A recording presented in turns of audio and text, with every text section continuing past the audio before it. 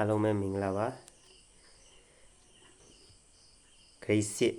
အခန်း1ရဲ့လေ့ကျင့်ခန်း 1.1 လေးရနေစတွက်ကြည့်အောင်နံပါတ်1မှာဗာမေးထားလဲဆိုရင်အငယ်ဆုံးသဘာဝကိန်းကိုဖော်ပြပါလို့ပြောထားတယ်အဲကျတော့သဘာဝကိန်းတွေဘယ်ကစလဲတစ်ကစခဲ့လို့ပြောခဲ့တယ်အဲကျတော့အငယ်ဆုံးသဘာဝကိန်းဒီပါဖြစ်မလဲ1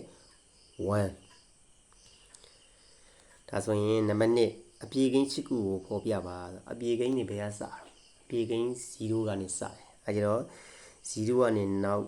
အပေါင်းကိန်းပြည့်တွေမှန်သမျှအားလုံးဒီအပြေကိန်းတွေဖြစ်တယ်ဒါဆိုရင်အပြေကိန်း6ခုလို့ပြောတဲ့ကြောင့်အပြေကိန်း6ခုကြိုက်တဲ့ကဏ္ဍ6ခုကိုရေးလို့ရတယ်အဲကျတော့ကြိုက်တဲ့ကဏ္ဍအပြေကိန်း6ခုကိုရေးလို့ရတယ်ဆိုပေမဲ့အဲ့ဒီအပြေကိန်း6ခုဒီအစင်လိုက်ဖြစ်လဲရတယ်အစင်လိုက်မဖြစ်လဲရတယ်ဘာကြောင့်လဲဆိုတော့သူမေးတဲ့မေးခွန်းမှာကအပြေကိန်း6ခုလို့ပဲပေါ်ပြထားတာအပြေကိန်း6ခုကိုအစင်လိုက်ပေါ်ပြပါလို့မပါထားတဲ့အတွက်ကြောင့်အပြေကိန်း6ခုပြင်ပြီးရပါတယ်ကြိုက်တဲ့အပြေကိန်းပေါ်ပြခွင့်ရှိတယ်အဲကြတော့ကိုရီးယားကျတော့သူ့မှာကန့်သက်ချက်မရှိတဲ့ကြောင့်အစင်လိုက်ပေါ်ပြပေးလိုက်တဲ့အခါကျတော့ပို့ပြီးတော့အဆင်ပြေမလားဆိုပြီးတော့အစင်လိုက်ပေါ်ပြပေးပါမယ်အပြေကိန်းนี่ဘယ်ကစတယ်လဲဆိုတော့အပြေကိန်း6ခုဆိုတော့0 1 2 3 4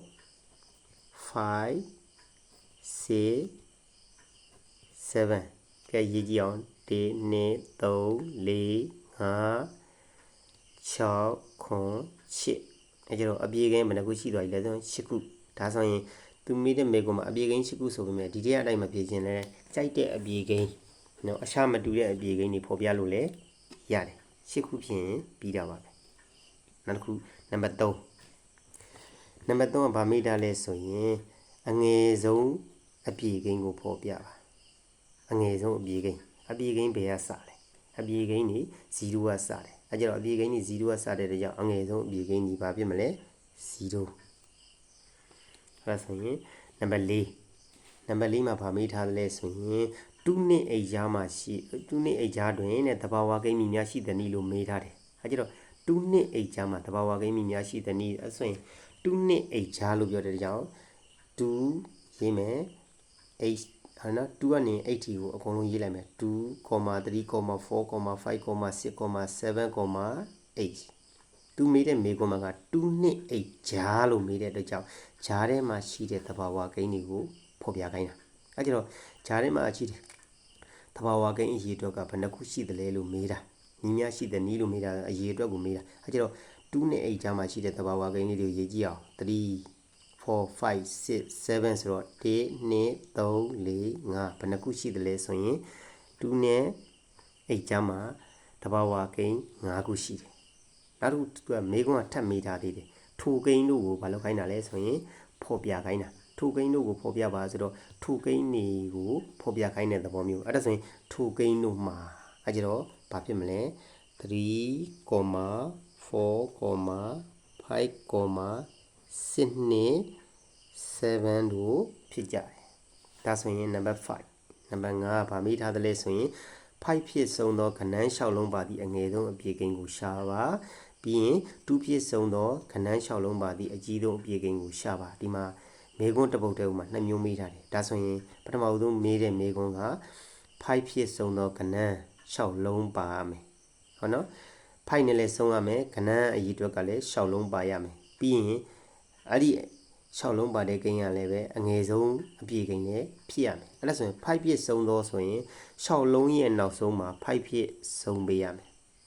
အဲ့ကြတော့အငယ်ဆုံးအပြေကိန်းလို့ပြောတယ်အပြေကိန်းတွေဘယ်ကစတယ်လဲဆိုရင်အပြေကိန်းတွေ0ကနေစတဲ့အတွက်ကြောင့်5အောက်ကိုငယ်တဲ့ကိန်းကိုငယ်ဆုံးကိန်းကိုလိုက်ကြည့်လိုက်တဲ့အခါမှာ0အဲ့ဒါဆိုရင်နောက်ထပ်တစ်ခါအငယ်ဆုံးကိန်းကလည်း0နောက်ထပ်အငယ်ဆုံးကိန်းကလည်း0နောက်ထပ်အငယ်ဆုံးကိန်းကလည်း0ဒီချိန်မှာရှေ့ဆုံးကိန်းကိုရောက်လာပြီရှေ့ဆုံးကိန်းကိုရောက်လာတဲ့အခါမှာအကယ်၍များအငယ်ဆုံးကိန်း0တာထည့်လိုက်မယ်ဆိုရင်5ရဲ့ရှေ့မှာအားလုံးဒီ0ဖြစ်နေတဲ့အတွက်ကြောင့်တန်ဖိုးမရှိတာဖြစ်သွားမှာဖြစ်တဲ့အတွက်ကြောင့်5တစ်လုံးပဲ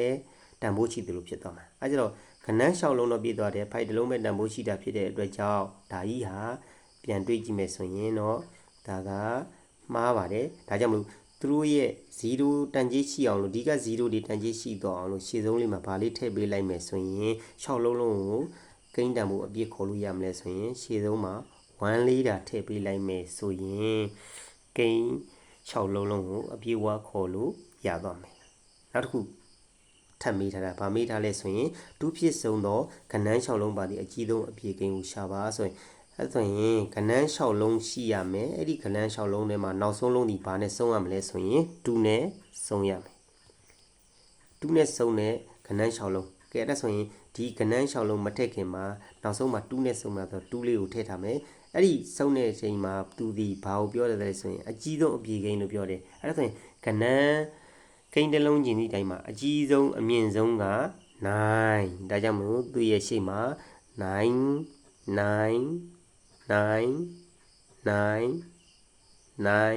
ထည့်ပေးလိုက်မယ်ဆိုရင်သူလိုချင်တဲ့2ပြည့်စုံသောကဏ္ဍ6လုံးပါသည်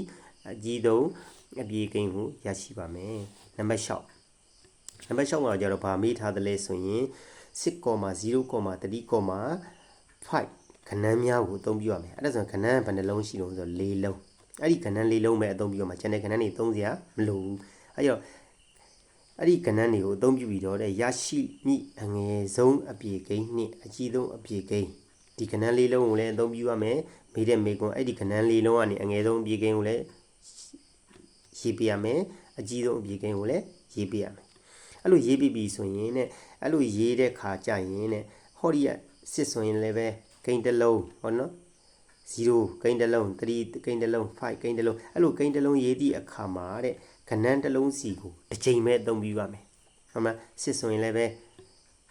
4လုံးဖြစ်တဲ့အတွက်ကြောင့်တစ်ချိန်ပဲအသုံးပြုရမယ်0ဆိုရင်လည်းတစ်ချိန်နဲ့အသုံးပြုရမယ်3ဆိုရင်လည်းပဲတစ်ချိန်နဲ့အသုံးပြုရမယ်5ဆိုရင်လည်းပဲတစ်ချိန်နဲ့အသုံးပြုရမယ်အဲကြတော့0နှလုံးထပ်လို့လည်းမရဘူး10နှလုံးထပ်လို့လည်းမ3နှလုံးထပ်လို့လည်းမရဘူး5နှလုံးထပ်လို့လည်းမရအဲကြတော့ကဏ္ဍတစ်လုံးကိုတစ်နေရာမှာတစ်ချိန်ပဲအသုံးပြုရမယ်အဲဆိုရင်ဆရာတို့ကြည့်အောင်6,0,3,5ကဏ္ဍများကိုအသုံးပြုရရှိမိအငယ်ဆုံးအပြည့်ကိန်းအဲ့ဒါဆိုရင်အငယ်ဆုံးအပြည့်ကိန်းဆိုတော့စဉ်းစားမယ်အငယ်ဆုံးကိုလိုက်ကြည့်လိုက်တဲ့အခါမှာအငယ်ဆုံးဒီဘာဖြစ်နေလဲဆိုရင်0ဟုတ်တယ်နော်အငယ်ဆုံးအပြည့်ကိန်းက0ဖြစ်နေတယ်ဒါဆိုရင်0ကိုဒါရှေ့ကထားပြီးတော့ရေးမယ်ဆိုရင်0 3 5 6အဲ့ချိန်မှာစဉ်းစားမယ်0ဒီရှေ့ဆုံးမှာရောက်နေတဲ့အတွက်ကြောင့်တန်ဖိုးမရှိဘူးတန်ဖိုးမရှိတဲ့အတွက်ကြောင့်0ဒါအကယ်၍များ0ဒါအကယ်၍များရှေ့ကိုထားလိုက်မယ်ဆိုရင်ကိန်းဒီတန်ဖိုးဒီ3လုံးပဲခေါ်လို့ရတော့မယ်အဲကြောင့်ကိန်းကသူက4လုံးရှိရင်4လုံးလုံးအပြည့်အဝတန်ဖိုးရှိတဲ့ပုံစံမျိုးဖြစ်ရမှာဖြစ်တဲ့အတွက်ကြောင့်အဲဆိုရင်0ကိုရှေ့ဆုံးမှာထားလို့အဆင်မပြေတော့အဲ့ဒါဆိုရင်0တက်ကြီးတာဘာရှိနေလဲ3ရှိနေတယ်ဒါကြောင့်မို့3ကိုဘယ်မှာထားမလဲဆိုရင်3ကိုရှေ့ဆုံးမှာထားပြီးတော့0ကို3နောက်ကိုပို့လိုက်တဲ့အခါမှာအဲဆိုရင်3 0အဲဆိုရင်0ပါတက်ဘာဖြစ်သွားပြီလဲဆိုရင်တန်ဖိုးရှိသွားပြီအဲ့ဒါဆိုရင်သူ့ရဲ့နောက်မှာဘာရှိသေးလဲအဲ့မှာ0 3ထက်နဲ့ကြီးတာဒီ5နောက်ထပ်ကြီးတာဒီ6ဒါဆိုရင်သူလိုချင်တဲ့အငယ်ဆုံးအပြည့်ကိန်းကိုရရှိပါမယ်ဒါဆိုရင်နောက်တစ်ခါထပ်မေးထားသေးတယ်အငယ်ဆုံးအပြည့်ကိန်းပြီးသလားဆိုတော့မပြီးသေးဘူးအကြီးဆုံးအပြည့်ကိန်းကိုလည်းဘာလုပ်ခိုင်းတယ်လဲရှာခိုင်းတယ်ဒါဆိုရင်ဒီတက်မှာအကြီးဆုံးအပြည့်ကိန်းကဘာဖြစ်မလဲ6တဲ့ငယ်တာဒီ5တဲ့ငယ်တာဒီ3တဲ့ငယ်တာဒီ0ဒါဆိုရင်နံပါတ်6ရဲ့အဖြေကိုလည်းရရှိပါပဲအားလုံးကိုကျေးဇူးတင်ပါတယ်